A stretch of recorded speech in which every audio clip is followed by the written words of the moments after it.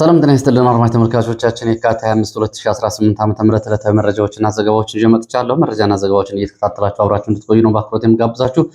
በዚህ ሰዓት የተለያዩ መረጃዎችን ወደ እናንተ የማደርስ ይሆናል። አብይ አህመድ በትግረኛ የሰጠውን ቃለ ምልልስ በተመለከተ እንግዲህ ለአራት አካላት መልእክቶችን ማስተላለፉን ነው ከቃለ ምልልሱ ላይ መገንዘብ የሚቻለው። በዚህ ላይ የተነሱ ጉዳዮች ምንድናቸው የሚለውን ይህን ባጭሩ ፖለቲካዊ ትርጉሙን ጨምሮ ያለውን አጠቃላይ ሁኔታ በተመለከተ በትግራይ አዳዲስ መረጃዎችም አሉ። እነሱም በዚህ ሰዓት ወደ እናንተ የማደርስ ይሆናል። እንዲሁም ደግሞ በአማራ ክልል በቀጠለው ጦርነት እንደዚሁ ከፍተኛ የሆነ የሚሊሻ ኃይል ጉዳት ደርሶበታል ተብሏል። የካቲት ወር ከገባ በኋላ እንግዲህ በመቶዎች የሚቆጠር የሚሊሻ ኃይልና የአድማ ብተና ኃይል ጉዳት ደርሶበታል። ከዚህ ጋር በተያያዘ እንደዚሁ የብልጽግና ባለስልጣናትም የፋኖን ኃይል በተመለከተ እንደዚሁ አዲስ ሪፖርት ይፋ አድርገዋል። ይህንን ጨምሮ የተለያዩ መረጃዎችን በሰዓት ወደ እናንተ የማደርስ ይሆናል። እናንተ እየተከታተላችሁ አብራችሁ እንድትቆዩ ነው በአክብሮት የምጋብዛችሁ። እንግዲህ አብራችሁን ከቆያችሁ ዛሬ ከሚጠበቁ የፍርድ ቤት መረጃዎችም አንዱ እንግዲህ ፍርድ ቤት ችሎትን በተመለከተ የስምረት ፓርቲ የምርጫ ቦርድን ከሷል። በዚህ ክስና ክርክር ጉዳይ ላይ የተለያዩ አካላት አቤታዎችን አቅርበው ክርክሩን ለመቀጠልና በዚህ ላይ ጣልቃ ገብተው ለመከራከር አቤታዎችን አቅርበው ፍርድ ቤቱ ተቀብሏቸዋል። ከነዚህ መካከል የወልቃይት ጠገዴ ማንነት አስመላሽ ኮሚቴ፣ የራያ ወሎ አማራ ማንነት አስመላሽ ኮሚቴ፣ አማራ ፋኖ ብሔራዊ ንቅናቄ እንዲሁም የራያ ራዩማ ፓርቲን ጨምሮ የተለያዩ አካላት በዚህ ላይ ገብተው ጣልቃ ለመከራከር ያቀረቡት መሰረት ፍርድ ቤቱ ተቀብሏቸዋል። ዛሬ ችሎት መቅረባቸውን ነው በዚህ ሰዓት መረጃዎች የሚያሳዩት። ኮሎኔል ደመቀ ማንነት አስመላሽ ኮሚቴውን ወክሎ እንዲሁም ደግሞ ኃይሉ አበራ የራያ ወሎ ማንነት አስመላሽ ኮሚቴውን ወክሎ እንዲሁም ደግሞ የህግ ባለሙያዎችም እንደዚሁ ይገኛሉ። ጌታቸው ረዳ ፓርቲውና ራሱን ወክሎ እንደዚሁ ችሎት ላይ ይገኛል። ወደ ችሎት እየገቡ መሆኑን የሚያሳዩ መረጃዎች አሉ። ይህንን ጨምሮ ያሉ ዝርዝር መረጃዎችን በዚህ ሰዓት ወደ እናንተ የማደርስ ይሆናል። እናንተ እየተከታተላችሁ አብራችሁ እንድትቆዩ ነው በአክብሮት የምጋብዛችሁ። ሀሳብ አስተያየት ቢኖራችሁ ጥቆማ ዜናችን@gmail.com ላይ ልታደርሱ ትችላላችሁ። እንግዲህ መልእክቶችን ተመልክቻለሁ። የሚሊሻ እና የአድማ ብተና አባላት ያለውን እልቂት በተመለከተ ጉዳዮችን ቆም ብለው ለምን አይወስኑም? እንግዲህ አሁን በተለይ ከሚሊሻ ጋር በተያያዘ እየደረሰ ያለው እልቂት ከፍተኛ ነው። ይህን ጉዳይ እስከ መቼ ድረስ ነው በዚህ መንገድ የሚቀጥሉት? 3 ዓመታት ሙሉ በተመሳሳይ መንገድ የደረሰውን ኪሳራ እያዩት ቀድሞ ወደቁ ሚሊሻ ጓደኞቻቸው፣ ቤተሰቦቻቸው በምን ሁኔታ ላይ እንዳሉ እያዩ ቢያንስ ለራሳቸው ሲል የተለየ እርምጃ ይወስዱም የሚሉትን ጨምሮ የተለያዩ አስተያየቶችን ጨምሬያለሁ ተመልክቻለሁ። እንደዚሁ ደግሞ ከድሮንና ከቴክኖሎጂ ከሳተላይት ጋር በተያያዘ ባለሙያዎች ነን በሚልም እንደዚሁ አስተያየቶችን አድርሳችኋል። እንግዲህ እሱንም ለሚመለከተው አካል የሚደርስ ይሆናል። እንግዲህ ወደ መረጃዎቹ ነው በቀጥታ የሚሄደው። ዓለም እንዴት አደረች የሚለውን እንግዲህ ዛሬ 5ኛ ቀኑን የያዘው በኢራን ላይ እስራኤልና አሜሪካ በጥምር እንዲሁም ደግሞ በተባባሪነት እነ እንግሊዝና የአረብ ሀገራት የከፈቱትን ጦርነት በተመለከተ በ24 ሰዓት ምን አዳዲስ መረጃዎች አሉ የሚለው የዓለም መነጋገሪያ ሆኖ ቀጥሏል። አሁን እንግዲህ ከጦርነቱ ይህን ያክል ሚሳይል ተተኮሰ፣ ይህን ያክል የቦምብ ፍንዳታ ደረሰ፣ ይህን ያክል ተቋማት ወደሙ ከሚለው ባሻገር ዓለም አሁን በኢኮኖሚ ተሰቅዞ ተይዟል። እንደ ህንድና አውሮፓ ያሉ ሀገራት ከባድ የሆነ የነዳጅ እና የኢነርጂ እጥረት ገጥሟቸዋል። እንደ ሩሲያ እና ቻይና የመሳሰሉት ደግሞ እንደዚሁ መልካም አጋጣሚ ተፈጥሮላቸዋል በጦርነቱ። ኢራንም እየሰጠች ያለችው አጸፋ ቀጥላለች። አሜሪካም እንደዚሁ ጦሯን አሰማርታለች። ሌሎች ሀገራት በዚህ ጉዳይ ላይ ምን እያሉ ነው የሚለውን በተመለከተ አጫጭር መረጃዎችን ወደ እናንተ ላድርስ። ከዚህ ጋር እንግዲህ 5ኛ ቀኑን የያዘውን ጦርነት ተከትሎ ከ3000 እስከ 5000 ኪሎ ሜትር የሚምዘገዘጉ ሚሳይሎች የታገዙ ውጊያዎች ናቸው እየተደረጉ ያሉት ከእስራኤል ከተሞች እንዲሁም ደግሞ እስከ ቴህራን ወይ ደግሞ እስከ ኢራን የውጊያ ቀጠናዎች ድረስ ከ3000 እስከ 5000 ኪሎ ሜትር የሚገመት ርቀት ላይ ነው እንግዲህ ውጊያ እየተደረገ ያለው። በባህር በአየር ዘመኑ እዚህ ደርሷል። አሁን የ5000 ኪሎ ሜትር ርቀት የረጅም ርቀት ሚሳይሎችን በመጠቀም ውጊያዎች እየተደረጉ ነው የሚገኘው። የእግረኛ የሞሳድ ኦፕሬሽንም እንዲሁም ደግሞ የአየር ድብደባዎችን ጨምሮ ዛሬ አሜሪካም እንደዚሁ የረጅም ርቀት ሚሳይል የሚባሉትን የዓለምን ግማሽ አካል ያካላሉ የተባሉ ሚሳይሎች እንደዚሁ ለውጊያ ማስገባቷን የሚገልጹ የ24 ሰዓት መረጃዎች ናቸው እየወጡ ያሉት። እንግዲህ ዓለማችን የመጀመሪያው በሚሳይልና በረጅም ርቀት መሳሪያዎች የታገዘ የምድራችን የመጀመሪያው ጦርነት ሊባል ይችላል። ይህ እንግዲህ አውሮፓና ህንድን የመሳሰሉ ቀጠናዎችን ደግሞ በነዳጅ እጥረት እንዲሁም ደግሞ ለከፋ የኤነርጂ እጥረት አጋልጧቸዋል። ጦርነቱ ገና በ5ኛ ቀኑ በዚህ ልክ ኢኮኖሚያዊ ተጽዕኖ እየታየ ነው የሚገኘው። በመካከለኛው ምስራቅ የሚገኙ የአረብ ሀገራት የነዳጅ አምራቾቹ ነዳጅ ማቅረብ አልቻሉም። መተላለፊያ ሰርጡ ተዘግቷል። ሳውዲ አረቢያ እና ኢራን በዓለማችን ከፍተኛ ነዳጅ አምራች ከሚባሉት ሀገራት መካከል ቀዳሚዎቹ ናቸው። እነሱን ጨምሮ በዚህ ቀጠና የመተላለፊያና እንዲሁም ደግሞ የባህር የነዳጅ አቅርቦት ከባድ ጉዳት ደርሶበታል፣ ተቋርጧል ማለት ይቻላል።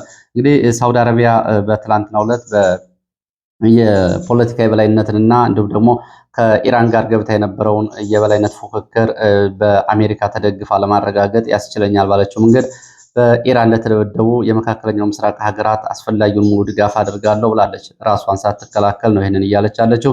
በትላንትናው ዕለት እንደ 9 የኢራንን ድሮኖች መትቼ ጥያለሁ ብላለች ሳውዲ አረቢያ። ሳውዲ አረቢያ እና ኢራን በሃይማኖታዊ ሽኩቻ እና በቀጠናዊ የበላይነትን ለመያዝ የሚያደርጉት ጥድፊያ እንደቀጠለ ሲሆን አሁን የኢራንን መመታት ተከትሎ ሳውዲ አረቢያ በእስራኤል እና በአሜሪካ ጀርባ የቀጠናዊ በላይ ለመሆን ለቀጠናው ሀገራት ድጋፍ አድርጋለሁ ብላለች። በተለይ ከእስላማዊ ትምህርት አስተምሮ ጋር በተያያዘ ከሱኒ እና ከሺዓ ጋር በተያያዘ ያለው የሁለቱ ሀገራት ውዝግብ ይታወቃል። ይህን አጋጣሚ መጠቀም እንግዲህ እርምጃ ወስዳለሁ፣ ወደ ጦርነቱ እገባለሁ እያለች ነው። አሜሪካ የረጅም ርቀት ሚሳይሎቿን የፕሮሲዝም ተብሎ የሚጠሩትን ሚሳይሎች ፕሮሲዝም ስትራይከር እየተባሉ የሚጠሩትን የረጅም ርቀት ሚሳይሎች ወደ ውጊያ እያስገባች መሆኗ ተገልጿል። እስራኤል ሚስጥራዊ የኒውክሌር ጣቢያዎችን አውድሜያለሁ ብላለች። ሚንዛይድ ተብሎ የሚጠራውን ትልቁን የኒውክሌር ጣቢያ ዛሬ ሌሊቱን አውድሜያለሁ ብላለች። ከ300 በላይ የሚሳይል ማዕከላትና የሚሳይል ማስወንጨፊያ ማዕከላትን ኢራን ውስጥ አውድሜያለሁ ብላለች። እንግዲህ ይህ የሚያሳየው ኢራን ምን ያክል ወታደራዊ ተቋማትን እንደገነባች ነው። 300 የሚሳይል ማስወንጨፊያዎችን እስካሁን እስራኤል አውድሜያለሁ ብላለች። የአሜሪካ የኢራን የእስላማዊ ዘብ አብዮት ኃይል ኢላማዎችን ቢቱ ተብሎ በሚጠሩት የትልቅ ቦምብ ጣይ አውሮፕላኖች እና ኒውክሌር ተሸካሚ ቦምቦች እየደበደበች መሆኗ ነው የተገለጸው። አሜሪካ 2000 ኢላማዎችን እስካሁን ድረስ ኢራን ውስጥ መትቻለሁ ብላለች። በዚህም 17 የኢራን የባህር ኃይል መርከቦች ሙሉ በሙሉ ወድመዋል። በ5 ቀናት ጦርነት ነው ያለችው አሜሪካ 50 ሺህ እግረኛ ሰራዊት ወደ ኢራን ለማስገባት እንደዚሁ እንቅስቃሴ መጀመሯ ተገልጿል። 2 ግዙፍ የአሜሪካ የጦር አውሮፕላን ተሸካሚ ትልልቅ ግዙፍ የጦር መርከቦች ተጠግተዋል። እንዲሁም ደግሞ ከ200 በላይ ተዋጊ ጀቶች ከምድርና ከባህር የሚነሱ ጀቶች ከመርከቦች ላይ ማለት ነው እንደዚሁ ውጊያ ላይ መሰማራታቸው ከአሜሪካ በኩል ሲታወቅ አሜሪካ በየ24 ሰዓቱ ለዚህ ጦርነት $800 ሚሊዮን ወይም ደግሞ አሁን ባለው የኢትዮጵያ የብር ስሌት ወደ 16 ቢሊዮን ብር ወደ 160 ቢሊዮን ብር ገደማ በ24 ሰዓት ለዚህ ጦርነት እያወጣች ነው። ይሄ አሜሪካ እንደከፋ እንደዚሁ የኢኮኖሚ ጫና ሊከታት ይችላል ተብሏል። ከዚህ ጋር በተያያዘ ኢራን እንግዲህ 4ኛውን የአሜሪካ ኤምባሲ በዱባይ ማፈንዳቷ ነው የተገለጸው። ከዛ ቀደም ብሎ በተለያዩ ኢራቅ እንዲሁም ኩዌትና ጨምሮ ሳውዲ የሚገኙ ኤምባሲዎችን አፈንድታለች። አሁን ደግሞ ዛሬ ሌሊት የዱባይ የሚገኘውን የአሜሪካ ቆንሲል አፈንድታለች። የእንግሊዝ መርከቦችን ማጋየቷን ነው በዱባይ አቅራቢያ የተገለጸው። የአሜሪካ የጦርና የዲፕሎማሲ ተልዕኮ ማስፈጸሚያ የተባሉ 80 ማዕከላትን ኢራን ማውደሟን ገልጻለች። እስራኤል የደረሰውን ውድመት ሳይጨምር እስካሁን ድረስ በአሜሪካ ተቋማት ብቻ ከ100 በላይ ተቋማትን ኢራን ማውደሟን የገለጸችው እስራኤል በሊባኖስ እግረኛ እና የአየር ኃይል ጥምር ዘመቻ እያደረገች መሆኗ ተገልጿል። በርካታ የሊባኖስ ሰዎች ከተሞቻቸውን ለቀው ወጥተዋል። ሶሪያም ወደዚህ ጦርነት ሊያስገባት የሚችልና በሶሪያ ውስጥ በንጹሃን ላይ ጭፍጨፋ የሚፈጸም ከሆነ ዝም ብለን አንመለከትም ብለዋል እስራኤል። ሶሪያም ወደ ሊባኖስ እግረኛ ኃይሏን አስጠግታለች። ኢራን የሞሳድ የምድር ኦፕሬሽን በኢራን ውስጥ ሞሳድ ጀምራለሁ ብሏል። ከትላንትና ጀምሮ ቀድሞ ያዘጋጃቸውን ኢራናውያን ጨምሮና እንዲሁም ደግሞ የሞሳድ ተላላኪዎችን በቴህራን እንደዚሁ የእግረኛ ኦፕሬሽን ወይም ደግሞ የኮማንዶ ኦፕሬሽን ፈጽማለሁ እያለ ነው። አሜሪካ ለገልፍ የባህር ሀገራት እና በዚህም ለሚያልፉ መርከቦች አስቸኳይ የፋይናንስ ድጋፍ እንዲደረግ ዶናልድ ትራምፕ ማዘዛቸው እንደዚሁ ታውቋል። በዚህ ቀጠና የሆርሙዝ ባህረ ሰላጤ መዘጋቱን ተከትሎና በሰላጤ በገልፍ ሀገራት ያለውን የመርከቦችና የንግድ ኪሳራ ለማካካስ አሜሪካ የገንዘብ ድጋፍ እንድታደርግ ትራምፕ ትዕዛዝ ሰጥተዋል። የኢራን ተተኪ ባለስልጣናት ካውንስል በሞሳድ ኦፕሬሽን ተፈጅተዋል። እስካሁን ድረስ እንግዲህ ከ100 በላይ የኢራን መሪዎችና ተጽዕኖ ፈጣሪ ወታደራዊና ሳይንቲስቶች በሞሳድ በዚህ ኦፕሬሽን መገደላቸው ነው የታወቀው። እንግዲህ ተተኪዎችን ጭምር በእያንዳንዱ ዘርፍ ላይ እስከ 3 ተተኪዎችን ኢራን አዘጋጅታ ነበር። እስከ 3 ተተኪዎች ድረስ ነው እየተገደሉ ያሉት። ይሄን ምን ያክል ሞሳድ በኢራን መዋቅር ውስጥ ዘልቆ እንደገባ ነው የሚያሳየው።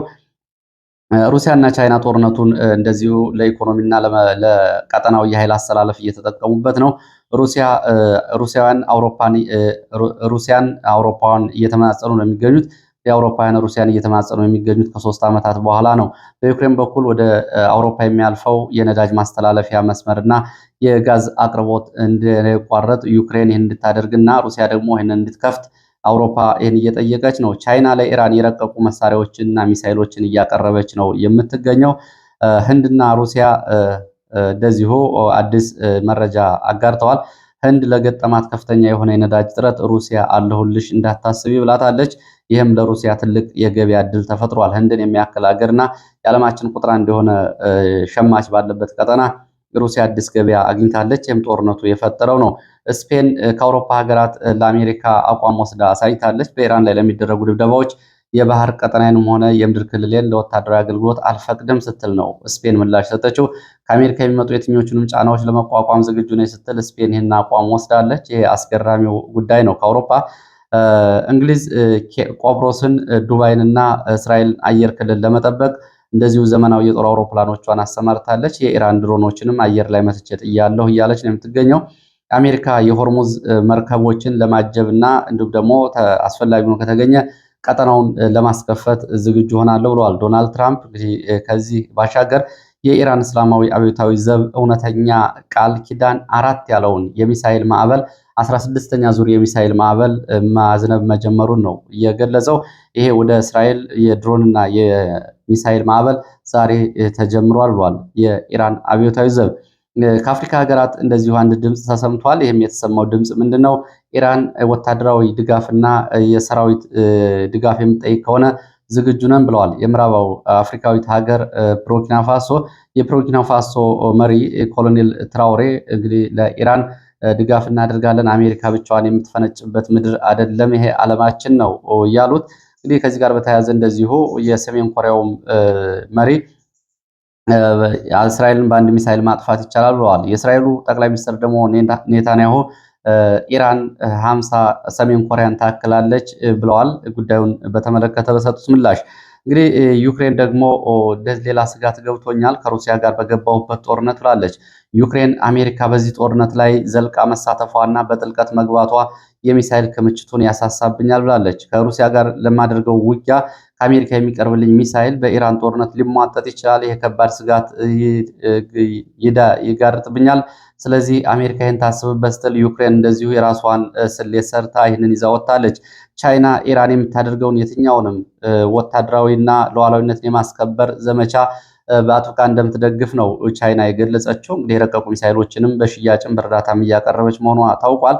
እስራኤል 60 የሚሆኑ ሀገራት ሰብስባ በውጭ ጉዳይ ሚኒስትር አማካኝነት ከኢራን ጋር ያላቸውን ወታደራዊ ግንኙነትና ዲፕሎማሲያዊ ግንኙነት እንዲያቋርጡ ጥሪ አቅርባለች። የኢራን የመከላከያ አዛዦች የኢራን መሪዎችን በመግደል የስትራቴጂክ አመራር ክፍተት ይፈጠራል በሚል ጥላቶች ወደ ሀገር ውስጥ መረጃዎች ስመለስ ትናንትና አብይ አህመድ በትግረኛ የሰጠውን ቃለ ምልልስ የተመለከተ ጉዳይን በአጭሩ ፖለቲካዊ ትርጉሙና እይታዎቹን ከተጠቀሱ ጉዳዮች ጋር በተያያዘ እንዲህ ወደ እናንተ ባጭሩ አቀርባለሁ። በትላንትናው የተደረገው እንግዲህ የትግረኛ ቃለ ምልልስ ለኤርትራና ለትግራይ የትግረኛ ተናጋሪ ማህበረሰብ እንዲደርስ ተብሎ በትግረኛ የተደረገ ቃለ ምልልስ መሆኑ ያው እንግዲህ ከፕሮግራሙ ዝግጅት ይህንን መገንዘብ ይቻላል። ቃለ ምልልሱ የፖለቲካ ትርጉሞች አሉት። የፖለቲካ ትርጉሞቹ ላይ እንግዲህ በቃለ ምልልሱ ላይ ለኤርትራ ሕዝብ፣ ለኤርትራ መንግስት፣ ለሻዕቢያ፣ ለህወሓትና ለትግራይ ሕዝብ ለአራት አካላት የተላለፈ መልእክት ነው። በዚህ ላይ ምን ጉዳዮች ተነሱ፣ የፖለቲካ ትርጉሙና እንድምታውስ ምን ይመስላል የሚሉትን በአጭሩ ወደ እናንተ ላድርስ። የትግራይ ህዝብ እሳት ወልዶ እንዳይልሰው እሳት ሆነበት፣ እንዳይተው ደግሞ ልጅ ሆነበት በሚል ካሁን በፊት የታወቀውን አገረኛ ብሂል በመጠቀም ህወሓት ለትግራይ ህዝብ እንግዲህ የተወለደ እሳት ሆኖበታል በሚል ይህንን ለመግለጽ ሞክሯል አብይ አህመድ። ህወሓትን በተመለከተ ለውጡን ለማደናቀፍ የለውጡ አካል ሆኖ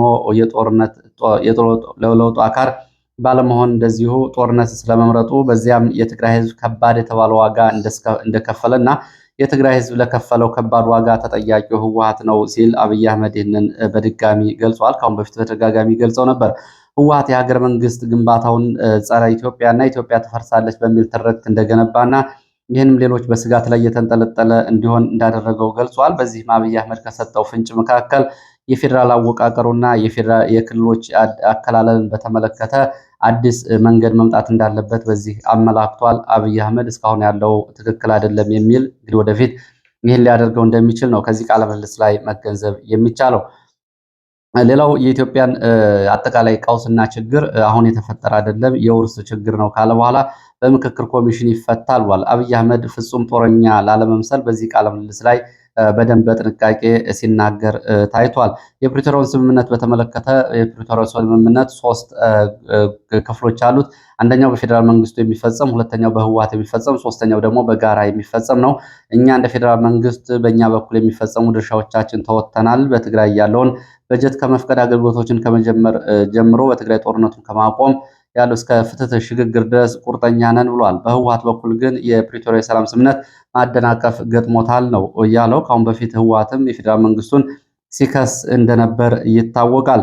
እንግዲህ በዚህ በአብይ አህመድ ንግግር በፕሪቶሪያ የሰላም ስምምነት ወደ ራያ እንዲሁም ደግሞ ወደ ጠለምት ሙሉ በሙሉ ተፈናቃዮቹ ተመልሷል ተብሏል። አድማጭ ተመልካቾቻችን መረጃ እንዲኖራችሁ ከባለፈው ጥር 18 ጀምሮ መከላከያ ራያን ኮረምን ለቆ ወጥቶ አሁን ሙሉ በሙሉ ህወሓት ቀጠናውን ተቆጣጥሯል። እንግዲህ ተፈናቃይ ብቻ ሳይሆን የህወሓት ፖለቲካና አስተዳደራዊ የጸጥታ መዋቅር ተመልሶ ገብቷል። በጠለምት ቀጠና ግን ገብተው የነበሩትን ተፈናቃዮች ህወሓት እንደገና ጠርቷቸዋል። 600 የሚሆኑት ሚሊሻዎች ነበሩ ገብተው የነበሩት አሁን ለወታደራዊ ዝግጅት መጠራታቸው ነው። አብይ አህመድ ግን ሙሉ በሙሉ ተፈናቃዮች ተመልሰዋል ነው ያለው።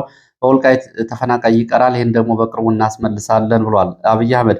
በራያና በጠለምት እንግዲህ ተፈናቃዮች ተመልሰዋል ቢባልም ሰሞኑን ደግሞ በርካታ ተፈናቃዮች ወደ ቆቦ ተፈናቅለዋል። ከአለማጣ ከራያ መሆንና ከራያ ባላና ከኮረም ይህንን በተመለከተም እንደዚሁ ድጋፍ እንደረግላቸው በቆቦ ከተማ እየጠየቁ ነው የሚገኙት።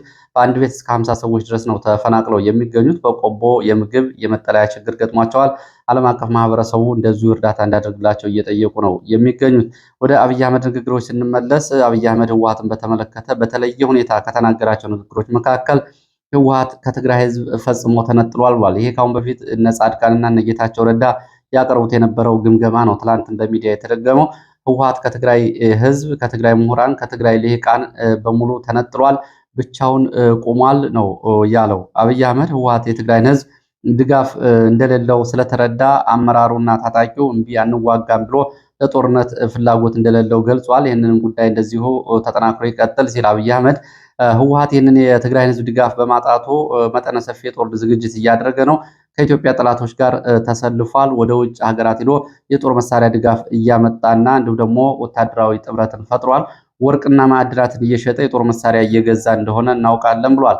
ከዚህ ጋር በተያያዘ እንግዲህ ህወሓት ትንኮሳ የሚጀምር ከሆነ ጎርፍ ይወስደዋል የሚል እንደዚሁ ደግሞ አገረኛ አባባል በመጠቀም እንዳምና መስሎሽ ጎርፍ እንዳይወስድሽ በሚል ህወሓትን ጎርፍ ሆነን እንወስደዋለን ብሏል። ይህንን በፍጹም ግን እኛ ጦርነቱን አንጀምርም ሲል ነው አብይ አህመድ እየተናገረው። ሌላው ኤርትራን በተመለከተ የኤርትራን ህዝብ እንደዚሁ አብይ አህመድ እንደሚያዝንለትና የኤርትራን መንግስት ደግሞ በተመለከተ ፍጹም አብሮ ለመስራት የማይመች በሚል ነው የገለጸው። ኤርትራን በተመለከተ በተለይ ህወሓት የሰሜን ህዝብ ባጠቃበት ጊዜ የኤርትራ ሰራዊት ወደ ትግራይ በመግባት ላደረገው ድጋፍ እንደዚሁ ምስጋና አቅርበናል በወቅቱ ብሏል። ሆኖም ግን የኤርትራ ሰራዊት ጭፍጨፋዎችን ፈጽሟል፣ ተቋማትን፣ ፋብሪካዎችን ዘርፏል ሲል አብይ አህመድ ይህንን ተናግሯል።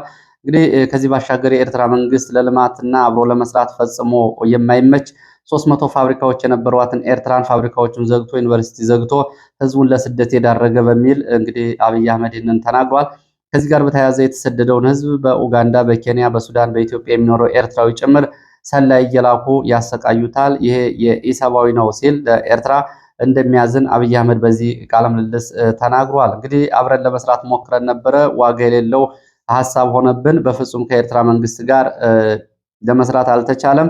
የኤርትራ መንግስት የሚጠቅም ነገር የለውም ሲል ነው አብይ አህመድ የተናገረው። የኤርትራ ህዝብ እንደሚያሳዝነውና የኤርትራ ህዝብ ታታሪና ስራ ወዳድ ቢሆንም መሪ እንዳልወጣለት ነው እየገለጸው። እንግዲህ በዚህ በኩል እኔ ለኢትዮጵያ ህዝብ ወጥቼለታለሁ እያለ ነው የሚገኘው። የኤርትራ ህዝብ መሪ አልወጣለትም ብሏል። እንግዲህ እሱ ለኢትዮጵያ ህዝብ ወጥቶለታል ወይ? እንግዲህ በአስተያየታችሁ ታስቀምጡ ትችላላችሁ። ከዚህ ባሻገር እንግዲህ ለኤርትራም እንደዚሁ ማስጠንቀቂያ ሰጥቷል። ለኤርትራ የሰጠው ማስጠንቀቂያ የሻዕቢያን ነገር ብሎ በአገረኛ አባባል ነው አላርፍ ያለች ጣት ምን ይዛ ትመጣለች፣ ወይም ደግሞ አላርፍ ያለች የምትቆጠበት ዳዋ ምን ይዛ ትመጣለች በሚል የትግርኛ አባባል በመጠቀም ነው። ወደ አማርኛ ሲመለስ አላርፍ ያለች ጣት የሚለውን አባባል ተናግሯል። እንግዲህ ሻዕቢያ ላርፍ ካለ ይዞት የሚመጣው ጣጣ አለ ብሏል። ህወሓትን በተመለከተ እንደዚሁ ካረጁ አይበጁ የሚል አባባል በመጠቀም ስልጣን ለወጣቱ ማስረከብ እንዳለበትም እንደዚሁ ገልጿል። ከኛ ጋር ወጣቱ ይሰራል። እነዚህ ያረጁ ሰዎች 19ኛው መቶ ክፍለ ዘመን ላይ የኮሚኒዝም አስተሳሰብ ላይ ቆመው የቀሩ ናቸው በሚል ነው የተቻቸው። ከዚህ ጋር በተያያዘ እንግዲህ ግልጽ በሆነ ሁኔታ ህወሓት ከተነኮሰ ሻዕቢያም ካላረፈ የሚጠብቃቸው መዘዝ ይኖራል በሚል ወታደራዊ ማስፈራሪያም እንደዚሁ በቃለ ምልልሱ ተሰምቷል። የትግራይ ጊዜያዊ አስተዳደር ከየካቲት የአሁን የያዝነውን ወር ጀምሮ ደሞዝ እንደሌለ አስታውቋል። በደብዳቤ ጀነራል ታደሰ ወረደ በጻፉት ደብዳቤ ላይ እንደተመለከተው ከዛሬ ጀምሮ በትግራይ የሚከፈል ደሞዝ ስለሌለ እና የፌዴራል መንግስቱ ወደ ትግራይ የሚላከውን በጀት ድጎማ ስለከለከለ ደሞዝ እንደሌለ ሊታወቅ ይገባል። እስካሁን ድረስ የስራ ማስኬጃ እና ከሌሎች በጀቶች ስንከፍል ቆይተናል። በዚህ ወር ግን መክፈል አንችልም። ሁሉም ሊያውቀው ይገባል። ገንዘብ እስኪገኝ ድረስ ሁሉም ሊያውቀው ይገባል በሚል ደሞዝ እንደሌለ ጀነራል ታደሰ ወረደ ጽፏል። ራያ ቆቦ ከጥር 18 ጀምሮ ከራያ አለማጣ የተፈናቀሉ በርካታ ተፈናቃዮች ከኮረምና ካለማጣ በቆቦ ከተማ በአስቸጋሪ ሁኔታ ውስጥ ነው የሚገኙት። ዓለም አቀፍ ማህበረሰቡ ጥሪ አድርገዋል እንዲደርስላቸው መጠለያና እንደዚሁም ደግሞ የምግብ ችግር ውስጥ ገብተዋል። ከዚህ ጋር በተያያዘ እንደዚሁ ወደ ሌሎች መረጃዎች ሲሄድ የችሎት መረጃዎችን ላስከትል። የችሎት መረጃ እነ ዶክተር ቴዎድሮስ ኃይለማርያም ትላንትና ችሎት ቀርበው ነበረ። በእነሱ መዝገብ ማለት ነው።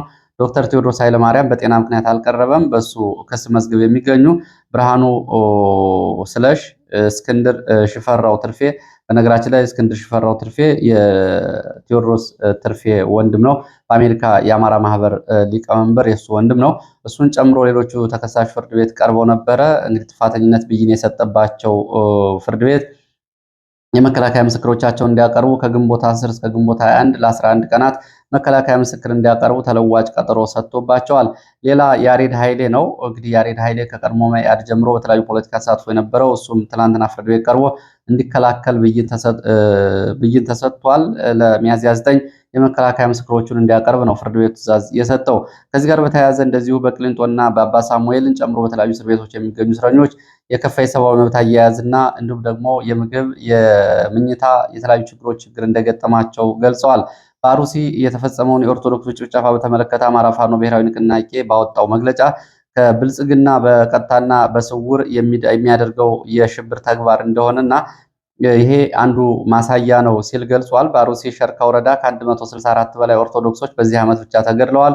ሌሎች የደረሱበት አልታወቀም። ዓለም አቀፍ ግድያዎች እንዲሁም ደግሞ የዲፕሎማሲ ማህበረሰብ ክፍል የሰብአዊ መብት ተከራካሪዎች ይህንን ጉዳይ በዝምታ መመልከታቸው በጉዳዩ ላይ ተባባሪ እንደሆኑ ያሳያል። ስለዚህን ሊያወግዙና እንዲሁም ደግሞ ፍትህ እንዲያገኙ ተጎጂዎች ሊያደርጉ ይገባል። ይህንን የሽብር ቡድንና ይህንን ተግባር የሚያደርገውን ብልጽግና ተባብረን በጋራ ትግል እናስወግድ ሲልም እንደዚሁ ጥሪ አቅርቧል።